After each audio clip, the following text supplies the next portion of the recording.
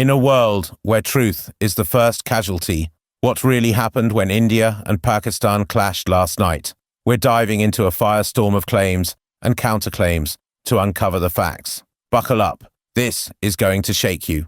We are an independent international news source with zero sympathies for India or Pakistan. Our only loyalty is to the truth, no matter how messy it gets. Let's cut through the noise and get to what happened. 2 weeks ago, on April 22nd, a terror attack in Pahalgam, Indian-administered Kashmir, killed 26 people, mostly tourists. India pointed the finger at Pakistan, claiming groups like Jaish-e-Mohammed, based across the border, were responsible. Tensions simmered as India's leaders vowed revenge. Then, at 1 a.m. on May 7th, India launched Operation Sindoor. 25 missiles slammed into 9 sites in Pakistan and Pakistan-administered Kashmir. India called it a precision strike on terrorist camps. Pakistan called it an act of war. What followed was chaos.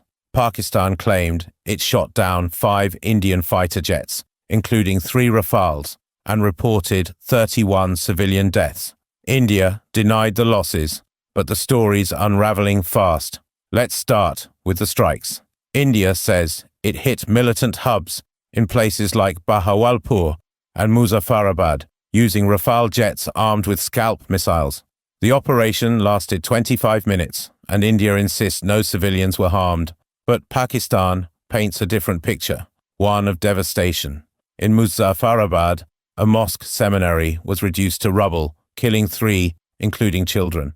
In Bahawalpur, a strike hit a residential area, with locals reporting 13 dead in a single mosque. Pakistan's Prime Minister, Shehbaz Sharif, called it a cowardly attack on innocent civilians, and witnesses described homes shattered, families torn apart. A Pakistani cabinet minister told the BBC the strikes targeted peaceful civilians, including women and children, not terrorists. Now, here's where it gets explosive. Pakistan claims it downed 5 Indian jets in self-defense, including 3 Rafales, France's prized multi-role fighters.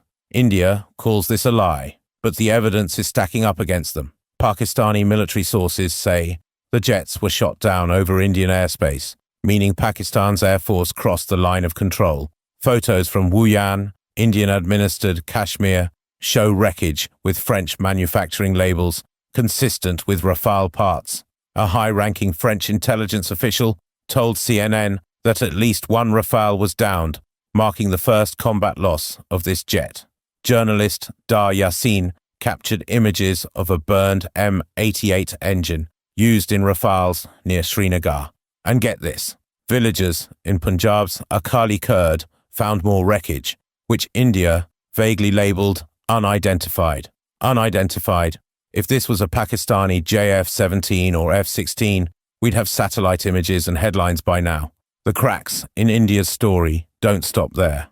Reuters reported 3 jets crashed in Jammu and Kashmir on May 7th, citing local sources.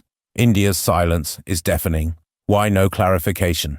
Meanwhile, France's Dassault Aviation, Rafale's maker, saw its shares drop in Paris after the news broke. On the flip side, Pakistan's JF-17 program is seeing a surge in interest, with markets signaling confidence in their air force. Social media's buzzing too. Posts on X, like one from CNN's Jim Sceuto, amplify the French official's claim, while India's PIB fact-check scrambles to debunk Rafale rumors, calling them Pakistani propaganda. But their own reports admit wreckage collection in multiple Indian sites. If India didn't lose jets, why the cleanup?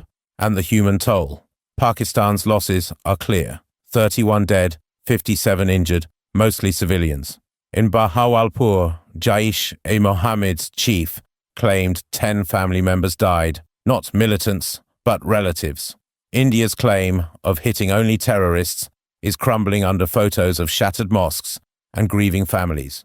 On India's side, shelling along the line of control killed 12 civilians, but their narrative of surgical strikes is faltering. Pakistan's offered peace, saying they'll hold back if India stops. But the truth is out. India's Rafales are down, their losses are mounting, and their strikes hit innocents. This isn't justice, it's a tragedy. Follow us for more unfiltered global news and tell us, what's the real story here?